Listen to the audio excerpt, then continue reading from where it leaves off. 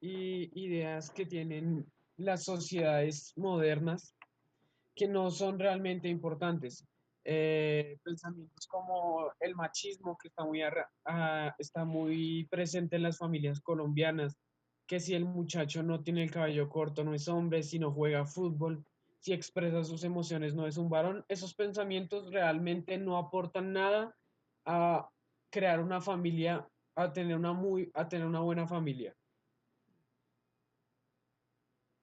Claro, también podemos ver el ejemplo de las niñas que tienen que desde pequeñas a jugar a la cocina. Bueno, son ciertos estigmas que establecieron algunos hombres que ahorita las familias siguen al pie de la letra, pero la verdad no aportan a nada a las familias. Y en esta mañana lo que queremos es que tengan en cuenta lo que sí aporta a la familia, lo que sí hay que tener en cuenta en nuestras familias y en las familias que forman nuestra sociedad, que son Y los eso es derechos humanos.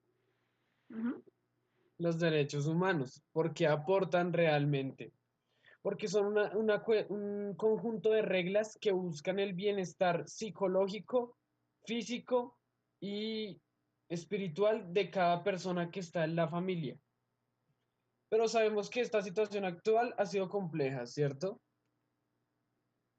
Sí, digamos cuando recién empezó la cuarentena, chicos, ustedes que nos están viendo desde sus casas, quiero que pongan ahí en el chat, expresen a través de emojis, siéntanse con la libertad de expresar a través de emojis ahí en el chat cómo se sintieron en la cuarentena, más que todo con su familia, cómo fue la convivencia con su familia, si se sintieron bien, se sintieron enojados, tristes, solos o todo bien, entonces háganlo ahí en el chat.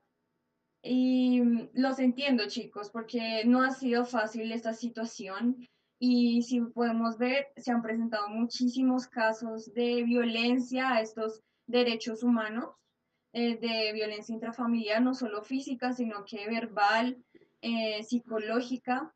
Entonces, todo, cuando se violan esos derechos, eso puede dañar a los jóvenes, ¿no? A las nuevas generaciones. Exactamente. ¿Y qué pasa? Cuando no, la familia no vela por cumplir esos derechos, las personas tienden a generar problemas y a distorsionarse esa figura de familia. Hay una pequeña historia del periódico El Tiempo que entrevistan a un ladrón. Este hombre cuenta que cuando tenía 10 años de edad, él estaba en la calle con su madre y con su hermana menor y que él no tenía nada para comer y lo único que pensó es que tenía que robar y empezó robando por necesidad hasta que empezó a robar cosas y más cosas hasta que le encontró cierto gusto a esto. ¿Qué podemos ver aquí? Este hombre en un principio lo hacía por necesidad, pero le empezó a gustar el robo y terminó siendo algo malo para la sociedad. Entonces, ¿qué vemos? Muchas de las carencias de familiares que tuvo este hombre hicieron que tomara un mal camino en la vida. Claro, es que las familias es que surgen, ya sean las personas buenas o las personas malas. De ahí surgen los asesinos, de ahí surgen los violadores, de ahí surgen los ladrones, también los chicos que hacen bullying en sus colegios. Es que la familia es el origen de lo que es la sociedad. Pero, digamos, el caso del chico que era ladrón, son situaciones que se nos salen de las manos, ¿no? Eso, son cosas que no podemos controlar, pero ustedes, como nosotros, como jóvenes, tenemos, a veces se nos presentan situaciones que quieren como destruir nuestros hogares, pero eso lo podemos eh, evitar, ¿no? Porque a pesar de que tenemos derechos como hijos, también tenemos deberes. ¿Cierto? Digamos, uno puede evitar las situaciones de violencia cuando nos pegan con la chancla, podemos evitar esas situaciones, obedeciendo, siendo buenos hijos, porque los papás tienen derecho a tener buenos hijos, a tener hijos que los respeten. Y ellos también tienen derecho a corregirnos como ellos crean que es correcto, pero podemos evitar que se vayan ya a extremos de violencia muy... Es que a veces el enojo hace que los padres cometan errores tenaces, entonces, si podemos evitar esas situaciones, mejor. Exactamente. Entonces, hay una pequeña anécdota. Cuando yo estaba pequeño, siempre me gustaba saltar sobre la cama hasta extenderla. Entonces, un día, mi padre me iba a dar un chancletazo y como yo estaba saltando, esquivé el chancletazo y salí corriendo. Y pues desde ese día no me pegó, pero entendí que no debía hacer eso. Entonces muchas veces, muchachos, nuestros padres nos corrigen porque nos aman. hay un punto, como decía Sofi, en el que ya pasamos a lo extremo, pero si ellos nos aman, muchas veces nos corrigen para bien. Digamos, como este ladrón que tuvo necesidad de robar, hay muchas personas que vienen de familias con muy buenos valores y que empiezan a hacer cosas malas. Y gracias a la corrección de los padres, o si no los corrigen, terminan en un buen futuro o en un mal futuro. Claro, es que eso es fundamental, de que ustedes también tienen derechos, tienen deberes, perdón, y también deben exigir sus derechos. Cuando ya es un extremo muy grande, no se deben quedar callados, tienen que hablar, tienen que buscar ayuda. O sea, la primera medida que deberían tomar es hablar, digamos, si sus papás, no sé, no les están dando el afecto que ustedes merecen o les están haciendo daño físico o mental, ustedes tienen la primera opción, no es que los echen a la cárcel o los demanden, sino que hablen con ellos, porque la mejor solución es hablar. Esa es la mejor solución para solucionar todo tipo de conflicto, hablar. Y si ya con esta medida de hablar, de mencionar nuestro punto de vista, no se soluciona nada, ahí sí podemos acudir a lugares externos, a personas externas, porque no se queden ahí. Tienen que eh, tratar de ayudar a su familia, a su hogar, a que su hogar sea mejor. Claramente, hay que buscar ayuda de personas externas, ya que, pues si esto sale de las manos, hay que buscarla. Bueno, otra cosita, chicos, nuestros papás no son perfectos, nuestros padres también son personas. Ellos intentan buscar nuestro bien muchas veces y hay que entenderlos. Como ser hijo no es fácil, tampoco ser padres es fácil. Entonces, también es intentar entenderlos, intentar tomar iniciativas para tener una buena relación con nuestros padres. Y también, chicos, queremos que ustedes tengan en cuenta que aparte de que estén pendientes, no es que digan, bueno, yo como soy un hijo, entonces no es mi responsabilidad que mi familia esté bien, sino a mis papás. No, de ustedes también está la responsabilidad de que su hogar esté bien, porque depende cómo esté su hogar, así mismo va a estar la sociedad, así mismo va a estar el mundo. Y ya para concluir este tema de la familia, chicos, ustedes son la esperanza que tiene la humanidad.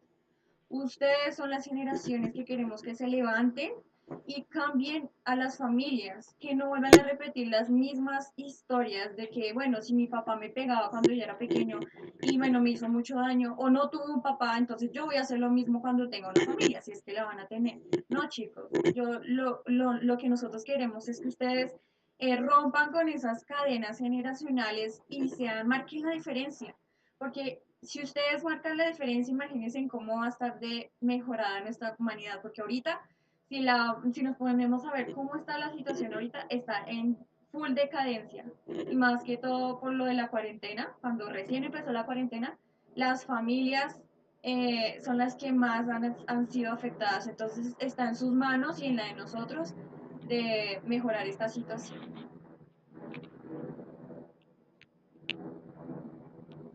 Wow, impactante. Muchísimas gracias, queridos estudiantes, Sofi Pinzón, Juan David Cuervo. De verdad que muchas gracias por este tema. Nos han aportado grandes elementos.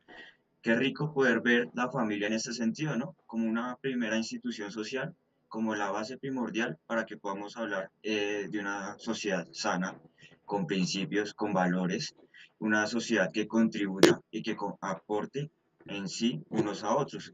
De verdad que eh, es bastante impactante el tema, edificador, y qué rico ver que uno de los pilares para que podamos hablar de ciudadanos y de ciudadanía es la familia. Bien, por ahí lo dicen, la educación empieza por casa, ¿cierto? Entonces, súper importante que lo tengamos ahí presente. Y bueno, qué rico que nos estén acompañando los espectadores de la familia Acoimprep. Estamos aquí aprovechando el espacio y como siguiente línea de trabajo vamos a tener la sociedad y los derechos humanos. Vamos a ver cómo influyen los derechos humanos a nivel social. Esto, en este grupo de trabajo vamos a encontrar a los estudiantes Cristian Velázquez y Miguel Muñoz. Bienvenidos. Por favor, podemos comenzar con su tema. Gracias, profe. Bueno, vamos a comenzar con los derechos humanos desde la parte de la social, de lo social, que va muy relacionado con la familia, ya que la familia hace parte de la sociedad, como ya nos habían dicho anteriormente. Entonces comenzaremos desconstruyendo los derechos humanos. Los derechos humanos, ¿por qué surgieron? Sí sabemos los derechos humanos qué son, pero ¿por qué surgieron? Surgieron como una necesidad ¿qué? De libertad e igualdad. Pero ¿qué ahora qué defiende estos derechos humanos? Estos derechos humanos nos defienden la dignidad humana. Pero ¿qué es esto de la dignidad humana? Es el respeto y el valor que se le tiene a una persona simplemente por el hecho de ser una persona. O sea que todos somos iguales en lo que sería capacidades y ambiciones. Otra parte que protegería sería no limitar el poder del Estado. ¿En qué sentido limitarlo? De que el Estado no se pase por la cara a las leyes y no las viole. Pero ahora veremos que los derechos humanos tienen un conjunto de principios. El primer principio es que son universales. ¿Qué significa que sean universales? Ya creo que tienen como una idea, que son para todo el mundo, o sea que nadie se exilia de tener los derechos humanos. Y con esto va acompañado de que son iguales y no discriminatorios. O sea que yo tengo los mismos derechos que cada uno de mis compañeros y no es que uno tenga un derecho y otro tenga otro derecho. Y lo otro es que no, yo no se los puedo quitar a otra persona y esa persona me las puede quitar a mí. Entonces ya sabiendo los principios, por qué surgieron y para qué, vamos a ir un poquito de la historia al trasfondo de estos derechos humanos aquí en América. Esto comenzaría con la independencia de Estados Unidos. Ya todos dirán, ah, otra vez Estados Unidos está metido en todo, todo. Como sabemos, Estados Unidos era colonia francesa, inglesa, pero en un momento ellos dijeron, no, yo me voy a rebelar. Se rebelaron y comenzaron como la lucha por la libertad. Entonces aquí comenzaron esos pequeños destellos de los derechos humanos aquí en América. Y también las generaciones de derecho. Pero ¿qué son estas generaciones de derecho? Vendrían siendo como las clasificaciones de derecho, que aquí surgieron dos, que serían la igualdad y la libertad. Luego nos vamos más un poquito para Colombia, con el descubrimiento de América. Como sabemos, no lo pintan como, uy, vino acá a descubrir, pero en realidad él simple vino acá a destruir y la esclavitud y a someter. La esclavitud sería como otro antecedente.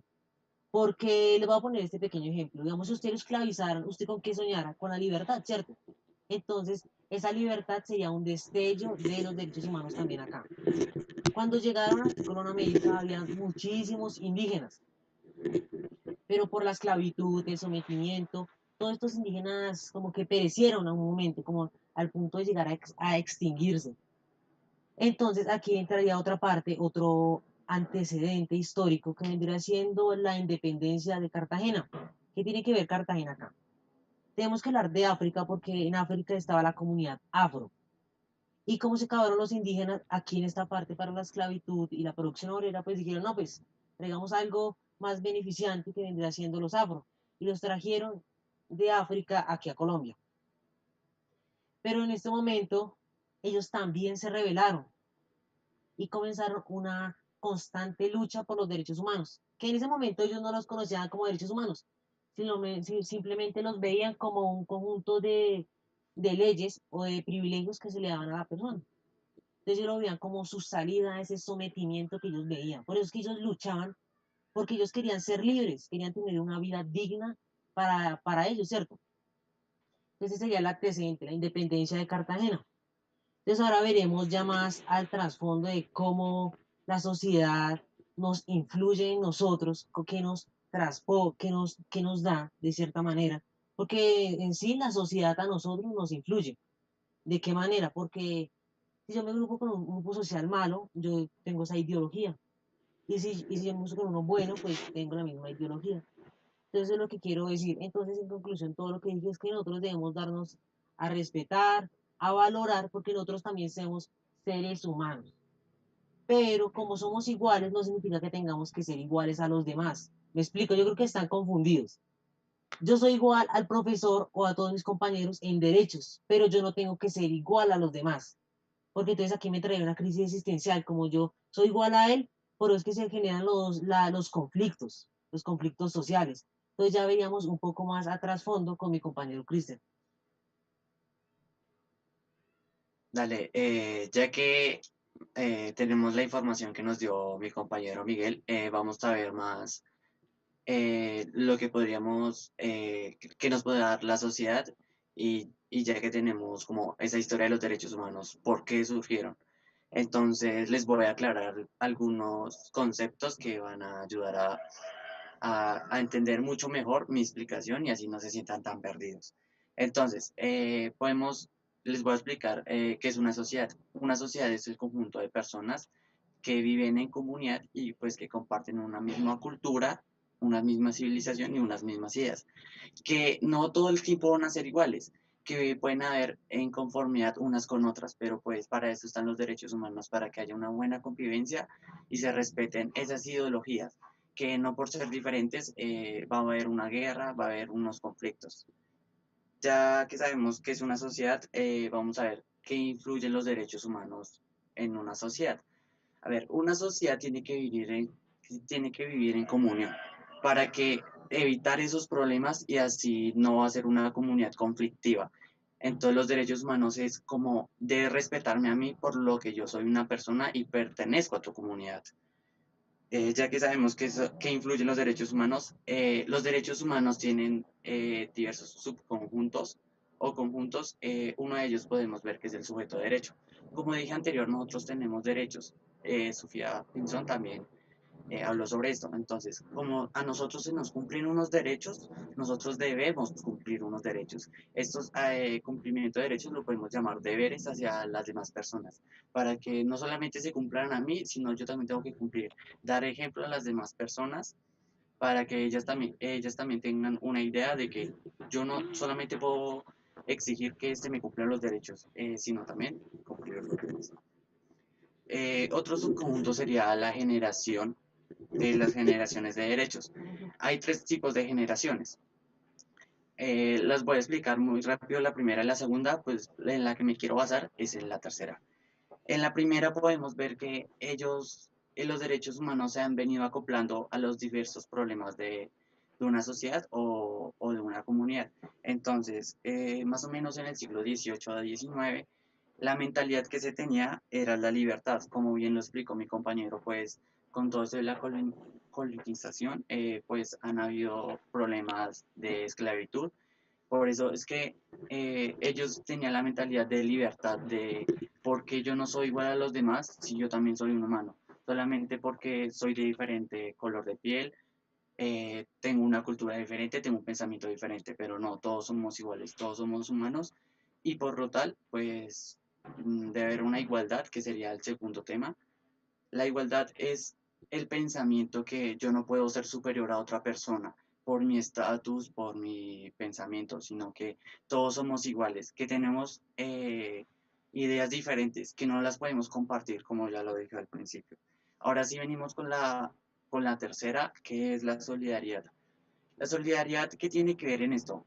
Pues a veces nosotros podemos ver, por ejemplo, un compañero que está en una situación difícil y yo puedo tener el pensamiento de yo por qué voy a ayudar a esa persona si no es mi problema, yo qué tengo que ver ahí. Entonces lo que debemos hacer es tener solidaridad con la otra persona y ponerse en esa situación, el pensar yo qué puedo ayudar a la demás persona en lo que puedo ayudar. Entonces es como tratar de sembrar esa idea de ayudar a la persona y también sin recibir nada a cambio. Entonces, ya podemos entrar a qué tiene que ver la sociedad con un problema intrafamiliar o violencia intrafamiliar. La violencia intrafamiliar siempre ha existido, ¿verdad? Pero pues ahora en estos tiempos de cuarentena pues se ha aumentado, pues hay una mayor convivencia, se comparte más con esas personas, con los integrantes de nuestra familia. Entonces podemos ver que al convivir más con esas personas, ya no vamos a tener esa misma rutina. Por ejemplo, yo iba al colegio y cuando venía con mis papás, pues compartíamos, pero no era mucho tiempo. A raíz de esto, la violencia intrafamiliar, podemos ver que tiene dos roles, el agresor y el agredido.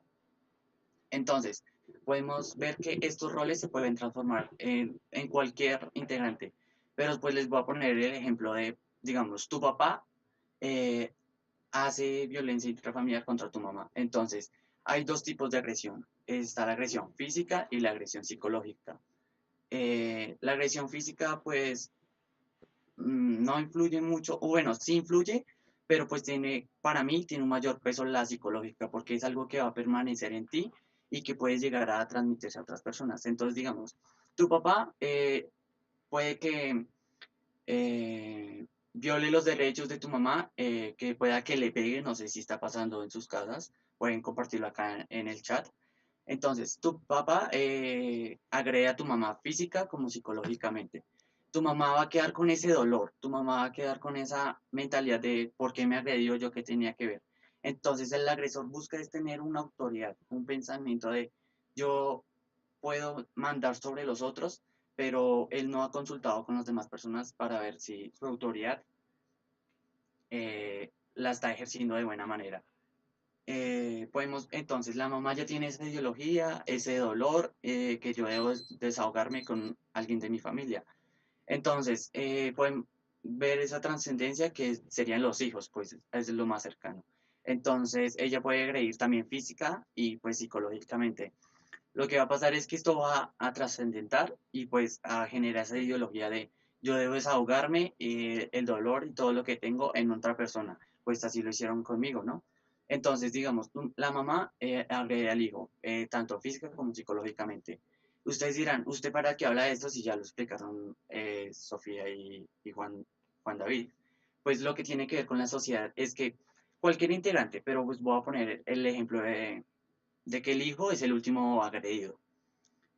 El hijo lo que va a hacer es que va a tener esa idea, como ya dije, de dolor y de expresar esos sentimientos en otra persona. Entonces, él va a ir al colegio, a una sociedad, a expresar ese dolor, a hacer una violencia física, por ejemplo. Ahí podría aparecer el bullying. Por eso es que también se ve tanto el bullying, porque es como, eso es lo que viene de casa y eso es lo que yo voy a transmitir en una sociedad. Entonces va a generar esa idea de todos nos podemos desahogar con nosotros, con todos, y pues va a haber un ambiente de conflicto y pues eso es lo que no quiere una sociedad.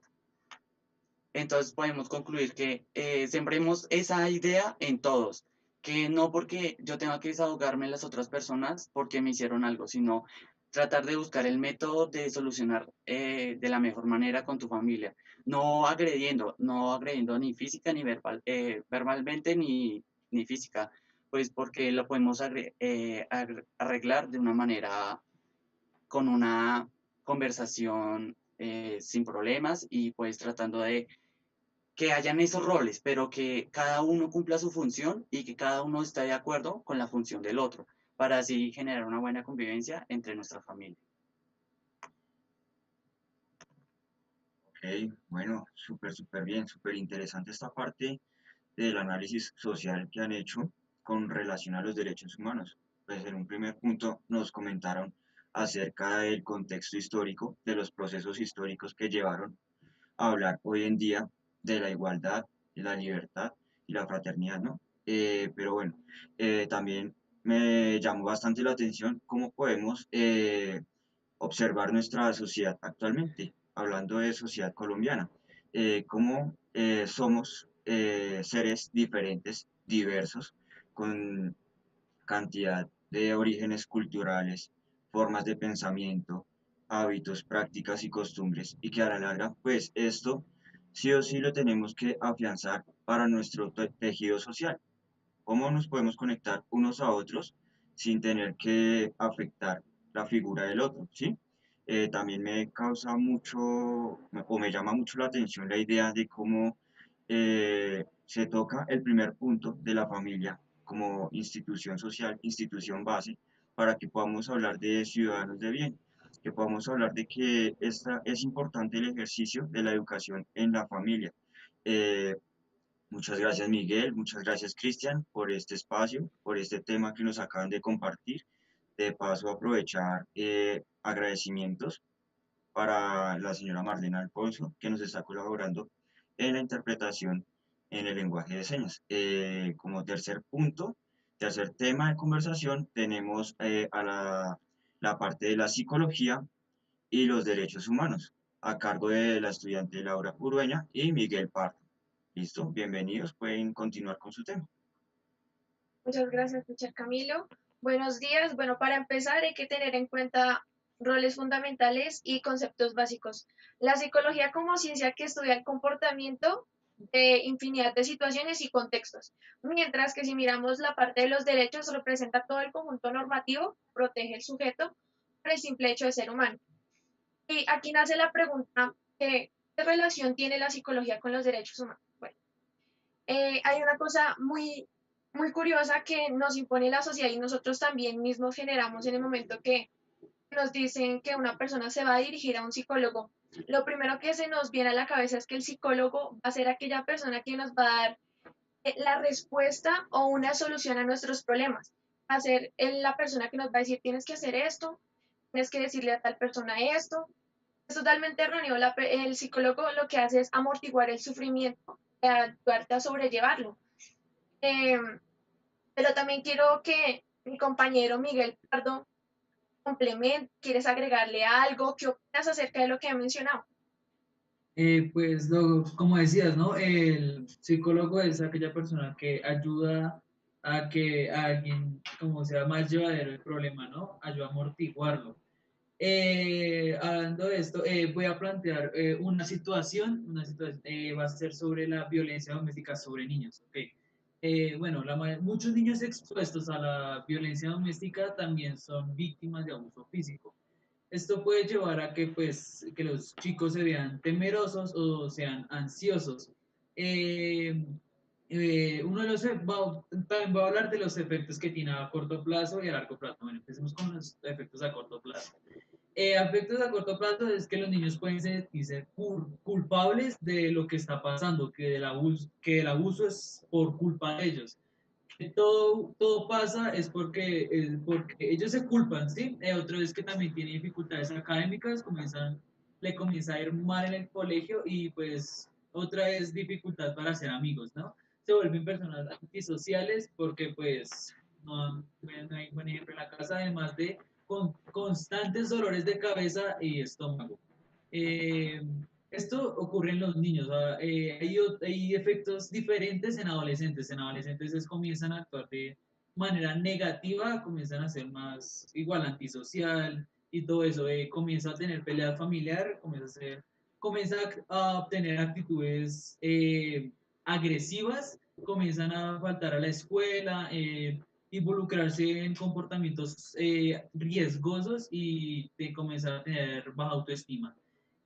Lo mismo, son muy antisociales, les es muy difícil hacer amigos y, y están constantemente en peleas. Y los efectos a largo plazo vienen siendo, tienen mayor riesgo a repetir el ciclo cuando sean adultos, involucrarse en relaciones abusivas y volverse abusivo. Y también tienen mayor riesgo a padecer problemas de salud mental gracias a lo vivido anteriormente. Siguen los problemas de baja autoestima, eso sí, pues como no tuvieron tanto apoyo, entonces siguen los problemas de baja autoestima, comienzan a tener problemas para conseguir trabajo, ese es otro problema, además de muchos otros problemas. ¿Tú qué piensas de esto, Laura? Totalmente de acuerdo con lo que acabas de mencionar y es que hay que tener en cuenta que el papel fundamental de la protección de los derechos humanos se basa en palabras pequeñas que nos ayudan a contextualizar y a tener todo mucho más claro y uno de ellos es la prevención, que es el trabajo de las violaciones de los derechos humanos. También se enfoca en cuanto a la psicología, la resiliencia, el cumplimiento. Otro también súper importante es la promoción de estrategias para la integración sin importar de dónde son, la raza, muchos aspectos a tener en cuenta y el comportamiento de iniciativas. El enfoque basado en diferentes programas. Hay algo muy curioso también y es que normalmente solemos pensar que la psicología o la parte que va a defender al agresor tiene que ponerse de acuerdo o sabe qué situaciones está presentando la víctima, el que está presentando el caso, y meterse a fondo en cuanto a su relación familiar. Y es totalmente erróneo porque hay que tener en cuenta que desde la parte psicológica se mira algo fundamental y es la objetividad. A pesar de que esta persona está sobrellevando el caso y está dando solución, amortiguando ese sufrimiento, hay que tener en cuenta que ellos tienen que mantener muy enfoque en los diferentes puntos de vista. En ambos escenarios de trabajo del psicólogo es vital, como lo decía mi compañero, es a sobrellevar el sufrimiento y a traducir el impacto que este genera en el ser humano. Y en las situaciones adversas e injustas, que más adelante les iremos mencionando, pues la psicología ofrece diferentes herramientas que permiten recobrar un equilibrio tanto mental para afrontar la multitud de situaciones y buscar colaborar con el sujeto y el Estado permitir retomar y fortalecer sus proyectos de vida. Eh, Cuéntanos, Miguel, ¿qué más nos tienes preparados? Bueno, ahora voy a plantear otro caso diferente y es el del adulto mayor. Bueno, el adulto mayor, en este último año, aproximadamente 1 de cada 6 personas mayores de 60 años sufrieron algún tipo de abuso en entornos comunitarios. Eh, esto es, los derechos que han sido vulnerados al haber este tipo de abuso vienen siendo el no tener su propia voz, el adulto mayor, y el miedo a expresarse libremente, ya que no se expresa por temor a que al decir algo le quiten cosas o privilegios. O sea, no tiene, por así decirlo, su voto en la casa, su opinión en la casa. Comienza a sentirse solo y además comienza a sentirse como si fuera una molestia, como si fuera un estorbo, y de ahí pueden comenzar problemas de salud, problemas mentales y a tipo desfallecer. ¿Tú qué opinas de esto, Laura? Totalmente, y que solemos pensar que los adultos mayores, por el hecho de ser mayores, bien dicho, no tienen problemas o quizás son aquellos que siempre van a defender sus situaciones y en el momento en que se vulneran sus derechos, y es totalmente erróneo porque hay algunos que temen a que la familia los abandone, ¿no? En especial los hijos, es lo más importante en la familia. Otra parte fundamental y el enfoque está basado en la participación a través del medio de la objetividad, que se los mencionaba, la estrategia de promocionar el emprendimiento en un lugar y también los resultados de los procesos que se van llevando a cabo. Eh, una de las partes fundamentales que también nos reúne a la psicología, no lo reúne todo, sino es una de las partes fundamentales, y es el autoestima que genera tanto en jóvenes, adultos, obviamente los niños. Cada una de las situaciones que a lo largo de nuestra vida se van presentando van afectando a nuestra autoestima y cómo nos vamos desenvolviendo en una sociedad, en una familia. Y es muy importante tener presente que la autoestima depende tanto de nosotros mismos como de las consecuencias, de las situaciones que se nos generan en nuestro diario vivir. Eh, Cuéntanos, Miguel, ¿qué más nos tienes preparado para el día de hoy? ¿Qué opinas acerca de lo que acabo de mencionar? Pues lo que dices es verdad, ¿no? Pues como pensamos que el adulto mayor, pues, valga la redundancia, es mayor, no tiene problemas y es muy poco en lo que se afecta psicológicamente, pero pues viéndolo visto, esto es mucho lo que se afecta en la casa, ¿no? Pues al no tener su voz, al no tener su voto, pues se va opacando, al no poder expresarse libremente, se va opacando y de ahí es donde comienza a surgir problemas, comienza a tener ya dificultades, ya comienza a tener dificultades tanto en la salud como en lo psicológico. ¿Algo más que nos quieras decir, Laura? Claro que sí, los efectos que tiene la violencia en cuanto a la salud mental. Creo que era mi compañero Miguel Muñoz que lo mencionaba, es que normalmente la persona o el sujeto que ejerce la violencia tiene comportamientos que muchas veces no logramos comprender, y es que la salud mental y física a largo plazo también tiene sus consecuencias. La violencia y el abuso no solo afectan a las mujeres involucradas, sino que también, como lo mencionan en la parte la familia, a sus hijos, familiares, comunidades, y estos efectos influyen en el daño de su salud como personas y los posibles daños a largo plazo y en las comunidades, la pérdida de trabajo y la falta de hogar. Y hay que tener muy en cuenta que tanto la persona que es afectada como el sujeto que ejerce la violencia tiene derechos. Miguel, ¿qué nos puedes aportar acerca de los derechos que tiene el sujeto que ejerce la violencia? En cuanto a las mujeres, yo creería que es muy complicado ver los derechos que tiene el sujeto en el momento que ejerce una acción sobre nosotras, porque pues, somos mujeres y obviamente nos cuesta como sociedad, como todo, como género, entender que ellos tienen sus derechos, pero cuéntanos qué nos tienes. Los derechos de un agresor, como decías tú, es de el poder ser escuchados. es muy probable que cuando niños hayan sido víctimas de abuso, tipo de acoso, pero eso no les da como, es decirlo, el derecho o el permiso para poder abusar de una mujer.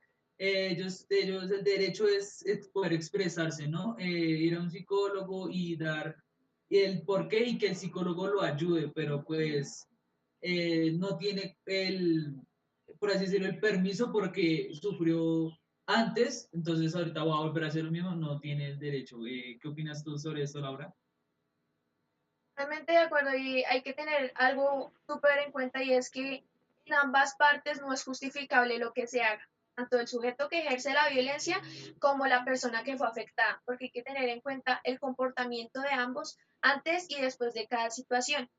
Es fundamental que cada uno de nosotros nos cuesta tener en cuenta que cuando nos hacen daño esa otra persona también tiene derechos, pero yo los invito en esta mañana a que por más situaciones que estemos pasando, también tengamos en cuenta que aquella persona tiene derechos y que hay un trasfondo de eso, que obviamente no los justifica, pero que hay que tenerlo muy en cuenta. Y me gustaría que ustedes ahí, la comunidad, empezar a escribir por el chat si en algún momento se han visto víctimas, cómo lo han sido. Y obviamente que si tienen o les surgen preguntas, no las vayan dejando, que pues más adelante o después las iremos contestando. Y de verdad que es un placer estar acá con ustedes y como lo mencionaban los grupos anteriores, cada uno de nosotros tiene sus derechos y deben ser respetados y respetar a los de la otra persona. Eh, Les deseo una feliz mañana y obviamente continuamos con el siguiente grupo que también los va a llenar de mucho, mucho conocimiento. Muchísimas gracias, Laura, Miguel, muchas gracias por este tema. Es muy interesante el análisis que se puede hacer del individuo, ¿cierto? ¿Cómo podemos concebir al individuo desde su psique, desde la psiquis? ¿Cómo se configuran en él una identidad basada en qué? En orígenes culturales, étnicos, en formas de pensamiento, en formas políticas de pensamiento, en prácticas, hábitos, y cómo a la par va reflejando unas normas, unos patrones de comportamiento en la sociedad, ¿cierto? De aquí podemos ver, analizar y desprender que, bueno, si estas prácticas y estos comportamientos del individuo son positivos, pues estamos hablando de un ciudadano que es contribuyente y bien para la sociedad. Por el contrario, pues vamos a ver que si no ha tenido la mejor formación desde la casa, desde la escuela, va a repetir estos patrones de manera negativa, va a repercutirlos en la sociedad. Y siempre, si hay un aspecto negativo en este individuo, en este sujeto, eh, va a haber unos faltantes que a la larga va a buscar llenarlos en la sociedad. Por eso es que podemos hablar a la larga de pandillismo, de bandas. Entonces es súper, súper importante que lo tengan ahí presente.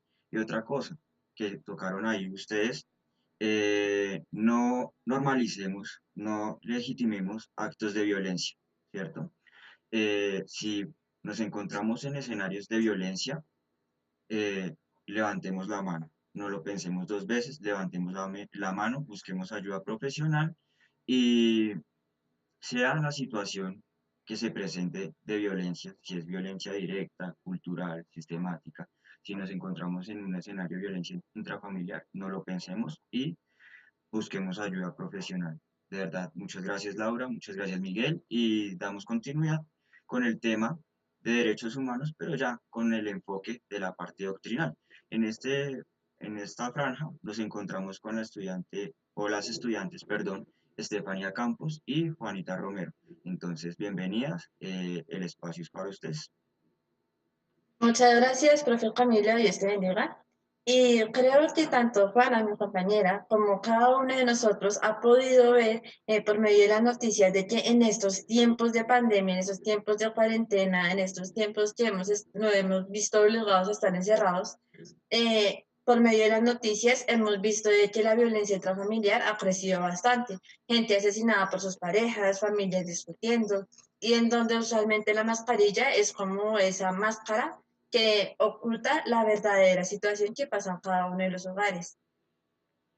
Oye, sí, me parece muy interesante y creo que es algo bastante, por así decirlo, loco, que entre más tiempo pasamos con nuestra familia, en este momento estamos pasando el 24/7, todos en la misma casa, todos en los mismos espacios, en vez de unirnos más como familia, nos estamos separando, estamos teniendo más conflictos, más división entre nosotros. Es algo totalmente loco que está pasando en la cuarentena. En estos momentos, cuando la familia está todo el tiempo, así como si estuvo 24/7, 24 horas, 7 días a la semana, en donde nos encontramos toda la familia unida, incluida las mascotas, eh, nos encontramos en un momento en donde llega la desesperación, en donde usualmente los padres o los mismos hijos se enfadan y se desahogan unos a otros por medio de gritos o malas palabras. En algunos casos, incluso han llegado hasta los golpes. Sí, no, y lo podemos ver claramente en el video que acabamos de ver, ¿no? En un entorno totalmente insano en todo sentido, tanto para la madre, el padre y los hijos. El padre maltrata a la esposa y asimismo la esposa maltrata a los hijos, dando el resultado, pues, de que a ella también lo están maltratando, ¿no? Y veamos por la parte bíblica. Dice en 1 de Pedro 3:7 que el esposo debe amar a la esposa y la esposa tiene que sujetarse al marido, pero las mujeres, las esposas no se pueden sujetar si el esposo no les está emanando amor y en cambio les está respondiendo con golpes. Es algo ilógico, imagínate. Ahorita también quería pues, compartirte un versículo pues, a ti y a todos los que nos están mirando, que dice en Deuteronomio 6, del 6 al 7. Grábate en el corazón estas palabras que hoy te mando, incúlquelas continuamente a tus hijos, háblalas de ellas cuando estés en tu casa, cuando vayas por el camino, cuando te acuestes y cuando te levantes. Usualmente, en la mayoría de nosotros pues, es una familia cristiana y nuestros padres pues, han intentado llevarnos por ese proceso de creer en Dios, de instruirnos en la palabra, ¿cierto? Pero cuando estaba hablando, llega la desesperación, cuando llega el enojo, usualmente inicia la pelea con los padres y los padres pues intentan como desahogar esa rabia en los hijos. Y algo que dice también la palabra es de que los padres no provoquéis a ira a vuestros hijos, sino instruyalos en la palabra del Señor. Sino que muchas veces cuando está ese camino, por cualquier pequeña cosita, se puede romper. Que en este caso serían los gritos o incluso las palabras que ofenden o que van quedando sembradas en nuestra cabeza y que nos van desanimando, como nos decía también ahorita, de que va poco a poco, eso va, todo empieza desde la mente, de que empieza poco a poco y va cambiando la autoestima, va cambiando la actitud, e incluso tiene enfermedades corporales a largo plazo. Sí, no, imagínate la salud mental del niño que está recibiendo tanto violencia por parte de mamá y papá y viendo el ejemplo de la violencia tanto entre esposos, sus padres. Y eso es lo contrario que dice la Biblia, dice en Proverbios 22:6, instruye al niño en su camino, y aun cuando fuera viejo no se apartará de él. ¿Qué estamos haciendo? Bueno, ¿qué están haciendo los padres? Si instruimos con nuestra boca, pero estamos dando totalmente todo lo contrario a lo que deberíamos hacer con nuestro ejemplo. Estamos predicando de amor y de paz, pero con nuestro ejemplo estamos dando golpes, estamos mostrando violencia. Así es, usualmente que el ejemplo es lo que más inculca a un niño, porque en los niños o en nosotros, el ver a nuestros padres es como ese ejemplo a seguir, como esa persona a la que podemos ver de que nos va a ayudar a seguir adelante, a llevar como un buen camino. Pero al ver como esas aptitudes, pues usualmente nos van dando esos mismos efectos en nosotros. En 1 Corintios 1:10 nos dice, les suplico, hermanos, en el nombre de nuestro Señor Jesucristo, que todos vivan en armonía. ¿Sí ves? O sea, Dios nos está pidiendo de que en nuestros hogares y más en estos tiempos donde nos vemos obligados a estar juntos, tenemos que tratar en vivir en armonía y que no haya divisiones entre ustedes, sino que se mantengan unidos en un mismo pensar y en un mismo propósito. Entonces, ahorita se estaban pensando cuál es ese propósito. Pues bueno, la base de una familia debe ser nuestro Señor Jesucristo, pero también debe ser el amor. El propósito de una familia es vivir en armonía y en amor. La base es el amor, el unión. Entonces, usualmente al no tener como esa base, como esa roca en donde podemos fundamentar la familia, se ve afectada cuando no hay esa paciencia. Cuando el enemigo empieza a lanzar esos dardos y empieza a mandar ese enojo, esa impaciencia, cualquier cosa lleva a un punto en donde rebosa la copa y hace que hayan esos conflictos familiares. Sí, y eso creo que engloba mucho de lo que estamos hablando y son los derechos humanos, ¿no? ¿Cuántos derechos humanos se están violando en este caso que estamos hablando? Violencia, derecho a una familia y todo aquello. Incluye el asesinato. Ajá, exacto, puede llegar a estos extremos. Y hablando de derechos humanos, podemos hablar de la Declaración Universal de los Derechos Humanos que ocurrió en 1948, que realmente fue hace muy poco. Pero quiero dejar algo en claro y bueno, hay algunas personas a través de la historia como Ciro, bueno, y otros representantes históricos que tenían algunos pensamientos sobre la dignificación del ser y los derechos humanos. Pero creo que es algo genial y cada vez que lo escucho me enamoro más de Dios y es que Dios es perfecto. Y ella lo había dicho hace mucho tiempo sobre los derechos humanos y lo podemos ver en Levíticos 22:31 cuando deja las tablas de la ley y cómo deberíamos comportarnos. También dice que, recalcando lo que estaba diciendo, que Dios es perfecto en Eclesiastes 3:11, ¿no? Aunque el hombre busca constantemente tal vez una sana convivencia en la sociedad, pero lo estamos haciendo de forma incoherente. Pero Dios ya nos había dicho hace mucho tiempo y de muchas formas de que sobre la convivencia y sobre el amor al prójimo, y bueno, Jesús lo recalcó muchas veces y lo podemos ver en Juan 4:11, de amar al prójimo, de tener una sana convivencia y de la dignificación del ser como persona. Sí, Juanita. También lo que pasa, así como te dice San Juan, lo que pasa es de que el Señor, al ver de que muchas personas se estaban viendo como encerradas, como que se estaban quedando bloqueadas al momento de cumplir los 10 mandamientos o los tantos mandamientos que les habían escrito en un pasado. Entonces, ¿qué hizo el Señor? Pues dijo, vamos a dejarles este tema mucho más claro. Entonces, se resumen también esos dos mandamientos que dice que amarás a tu prójimo como a ti mismo y amarás al Señor sobre todas las cosas. Es de que es el amor, ¿sí ven? O sea, amar al prójimo y amar a Dios. Entonces, es el amor. Tanto el amar a Dios también dice que aquel que dice amar a Dios, pero no ama a su prójimo, miente, ¿cierto? Entonces, tenemos que primeramente el amor propio. Muchas veces cuando nos sentimos agobiados o cuando ya nos sentimos como en esas aflicciones, muchas veces nos olvidamos del amor propio. Y al olvidarnos del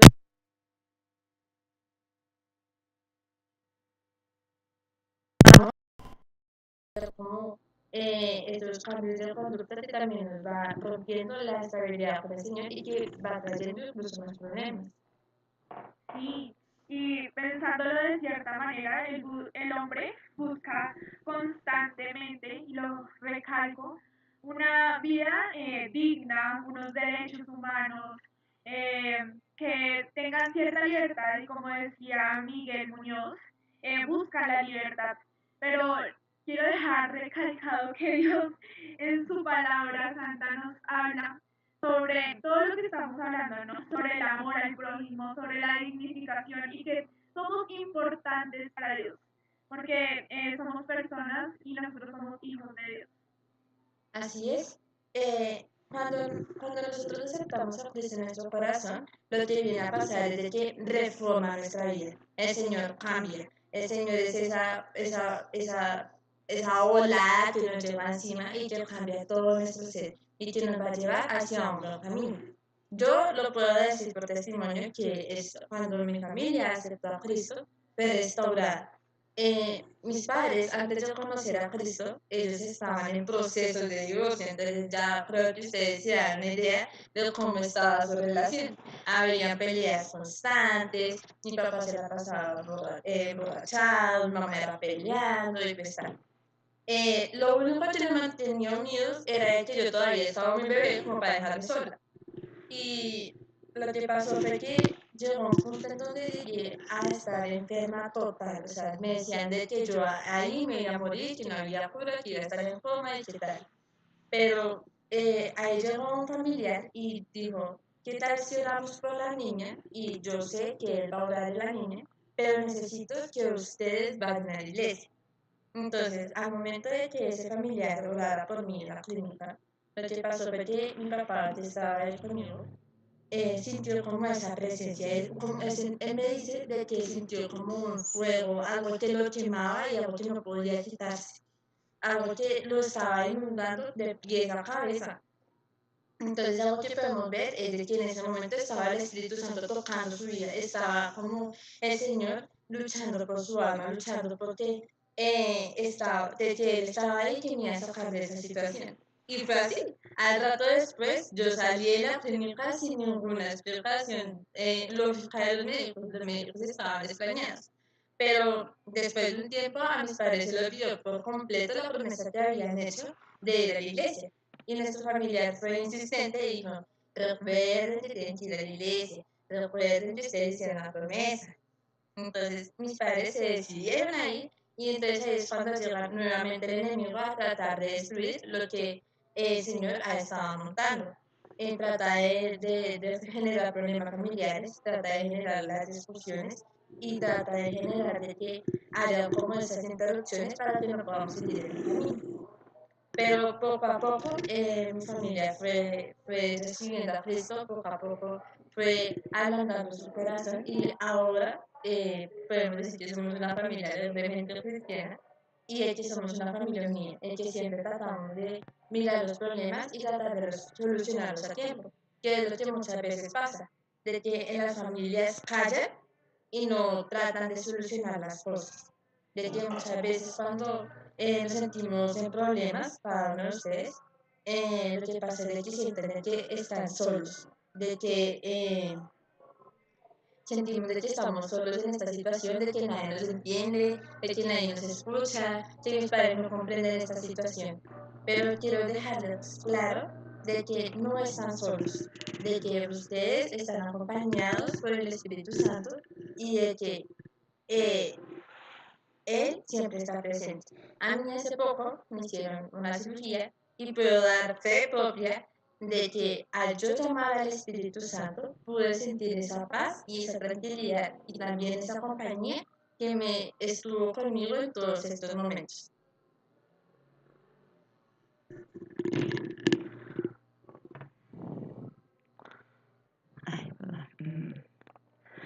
Muchas gracias, Juanita, muchas gracias, Steffi. Realmente creo que este foro nos ayuda no solo a saber cuáles son nuestros derechos, sino también identificar nuestros deberes. Recordemos que yo no puedo pasar por encima de los demás adjuntando mis derechos sin tomar en consideración también mis deberes, hasta dónde llegan también mis deberes. Entonces, hoy los invitamos a que ustedes con sus directores de grupo conversen sobre esta situación de derechos humanos. Si ustedes en algún momento han sentido que han sido vulnerados sus derechos humanos en casa o en un ambiente diferente, puede ser en alguna situación en el chat, en alguna situación por medio del internet, los invitamos a que lo conversen con sus directores del grupo. Crean, nosotros contamos con un equipo capacitado para atenderles a ustedes ante cualquier situación. Y recuerden, como nos decía Juanita y como nos hablaba Stephanie, que nosotros tenemos el arma más poderosa, que es la oración, y es nuestro Señor Jesucristo. Pero también necesitamos hablar para poder atender tu situación. Otra situación que queremos comentarles es que ustedes también pueden ser defensores de derechos humanos. No solamente hablamos de mis derechos, sino también defender los derechos de otros que de pronto están siendo vulnerados. Entonces nosotros también podemos hacer eco de esas personas que de pronto no pueden hablar, porque somos una sociedad y somos un solo sentir cuando hablamos de que le han sido vulnerados los derechos de pronto a un abuelito o a un niño que no tiene esa voz para poder hablar. Entonces hoy también los invitamos a que sean defensores de los derechos humanos. Para poder finalizar nuestro foro, a continuación vamos a proyectarles en línea, aquí mismo, un video en el cual les va a dar una reflexión más amplia de lo que son los derechos humanos y cuando estos son vulnerados. Somos una sociedad y necesitamos que como comunidad educativa aprendamos a identificar nuestros derechos, pero también a defender los derechos de otros. Muchísimas gracias, Dios les bendiga. Una vez culminado el video, pueden conectarse con sus directores de grupo para la retroalimentación del día de hoy. Dios les bendiga, muchísimas gracias, gracias a todo el equipo y esperamos les haya gustado este pequeño foro y esperamos seguirlo haciendo año a año porque tenemos que aprender cada día más. Dios les bendiga, hasta luego.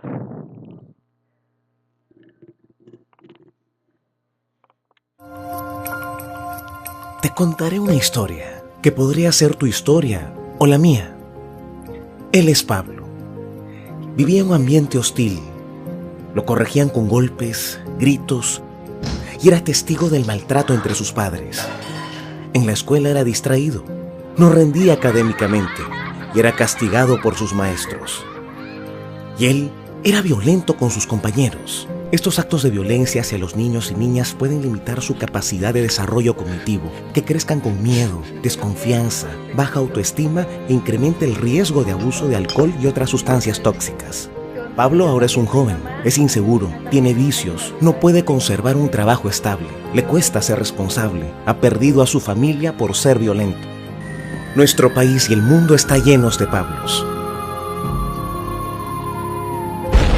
La violencia deteriora el capital humano y social en el mundo, provocando pérdidas en la productividad y los ingresos futuros del país y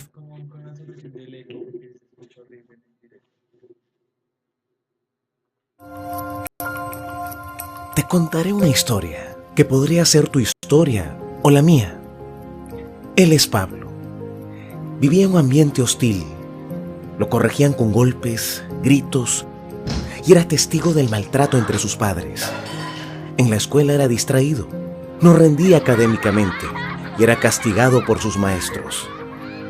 Y él era violento con sus compañeros. Estos actos de violencia hacia los niños y niñas pueden limitar su capacidad de desarrollo cognitivo, que crezcan con miedo, desconfianza, baja autoestima e incremente el riesgo de abuso de alcohol y otras sustancias tóxicas.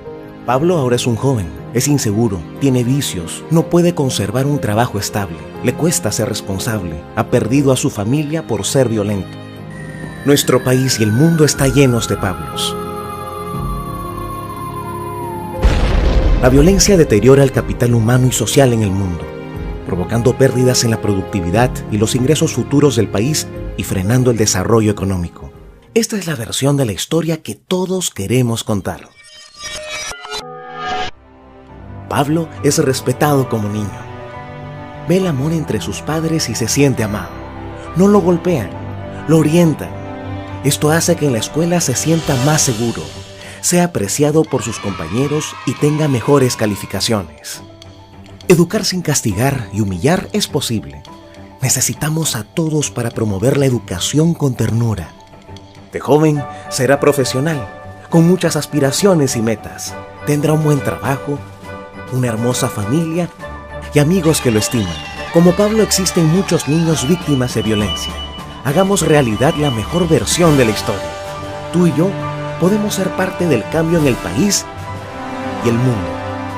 Porque necesitamos a todo el mundo para eliminar la violencia contra la niñez.